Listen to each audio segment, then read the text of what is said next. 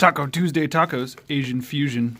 Some carnitas, some avocado, some sweet zingy Asian sauce. It's gonna be good. Alright, I started cutting off the various unneeded pieces so that I can shave this thing. So now it's time to get the old grinder and to start taking them down to the smoothness, and then I'll get the paint stripped and then get it repainted, and it should look pretty good. Shaved manifold does nothing for you other than aesthetics, but it's nice to look good while you try to go fast. It's a lot of work, but there's one totally shaved. It's a little divot where one of the bolt holes was, and I don't want to grind all the way into it. So we'll just hope that with the wrinkle coating it looks smoother. Now for the next one, then the next one, and then the next one. It's a lot of work, that's why I don't normally do this kind of stuff.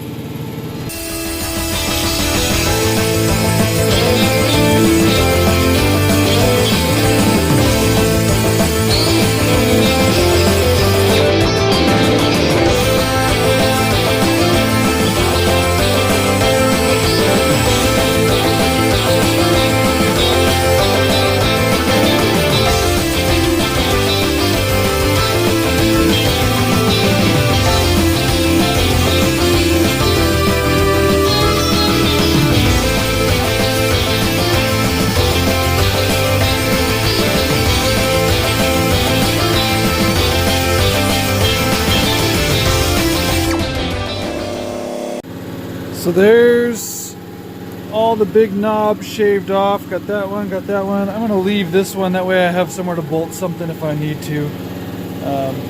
Might be the fuel pressure regulator on that side. That is the turbo side, so we'll see. Got the bottom ones. Oh, we missed one. All right, I'm gonna get that one real quick, and then this thing will be ready to sandblast. All right, into the blasting cabinet we go.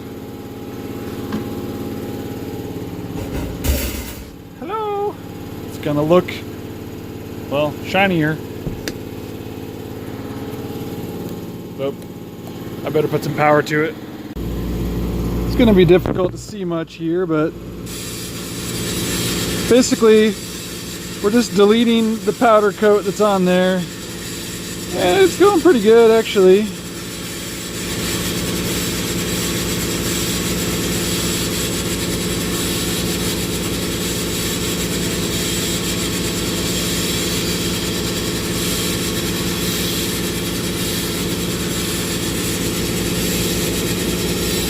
I'm not going to subject you to this whole process because it's slow, but you can see just in a couple of seconds I was able to take off a little bit.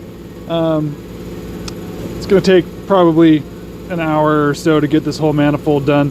Once my air compressor catches up, it'll go a little faster, but in some of the sections are a little thinner than others. You can see the runners coming off a little quicker, and it doesn't need to be perfect, because I'm gonna go ahead and paint over it, so you know, it just has to look, it has to have enough of the paint off to where it looks okay. And it's also gonna kind of give it, the sandblaster kind of gives it its own unique texture, which I'm gonna hit the sections that are, let's see here, hit the sections I just ground off and see if the texture looks similar, and if it does, then we can use that as the texture piece.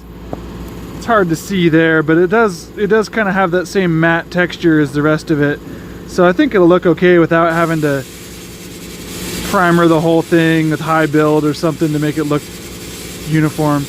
But hopefully it looks pretty good when it's all done. By the way, whoever's brilliant idea, that would be mine, it was to shave this manifold, needs to be shot. If I ever say I'm going to shave a manifold again,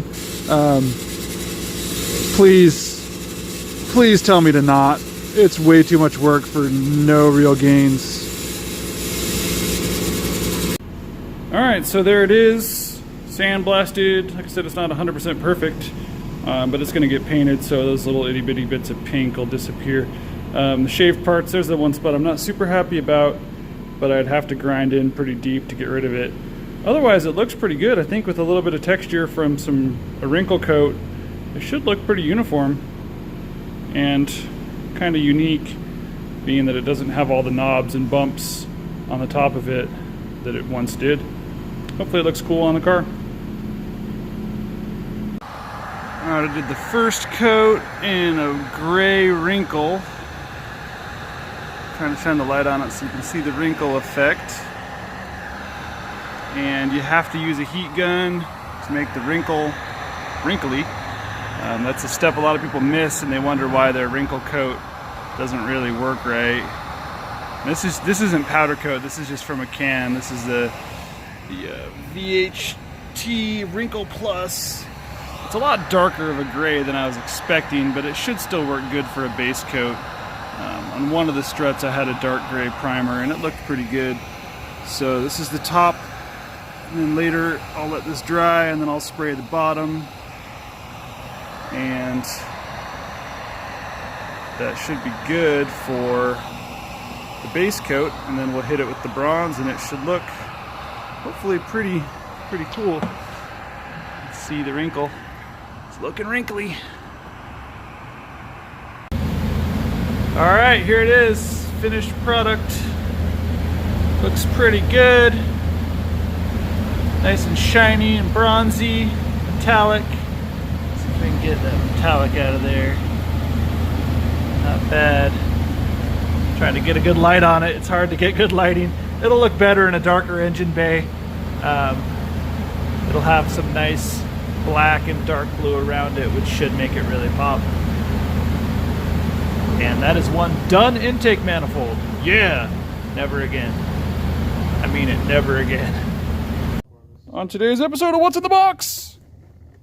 Ultra connecting rods from Cali's. Look at these. These are beautiful. These are the Big Money Jam ARP bolts.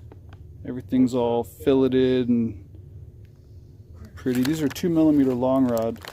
For some reason, the machine shop says I need longer rods than the ones I brought them, so we're gonna go long rod. I think the pistons that we had on the shelf might have been a custom something or other. So anyway, that's what's going in it.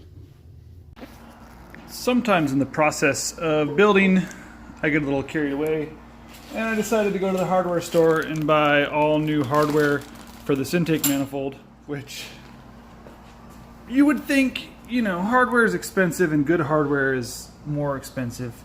But I bought cap head screws for everything to try to make it look a little bit better, and ended up spending like almost 50 bucks on hardware just for the intake manifold. But it should look good, and that's the goal. So I'm putting this thing back together, put the TGVs back on, and I painted those all shiny as well. Doesn't look half bad. Look pretty good with the fuel rails in there in just a minute. So here it is. I did not paint the throttle body, not because I was tired of doing painting stuff, but because in my experience, trying to media blast these, there's too many little passages up inside that you end up with the media in, as well as you have to take the sensors off, and you can't really take the spring off. So it's just too much of a pain, even to try to mask them, to paint them. It's way more work than it's worth. Someday I'll probably put a pretty throttle body on it, but got my scumbagged rails set up for 500 horsepower. Yep, they're stock rails, but they'll make 500. There it is. Intake manifold is done. Just waiting for the motor to come back. Had to send new rods down to them. So as soon as they get the motor back to me, get it up on the stand and start putting this thing back together. I've got pretty much everything I need, I believe, now. Everything's ready to go as far as engine assembly is concerned. I need to clean up the heads a little bit. And then because of how deep I've gone down this rabbit hole, I'm going to O-ring the heads, which will be a cool process that I'll get to show you guys how that works, which creates a tremendous amount of head gasket sealing. Basically, you'll never blow a head gasket. You might crack a sleeve, but you're not going to blow a head gasket. So I kind of wish that I had painted out a little bit further.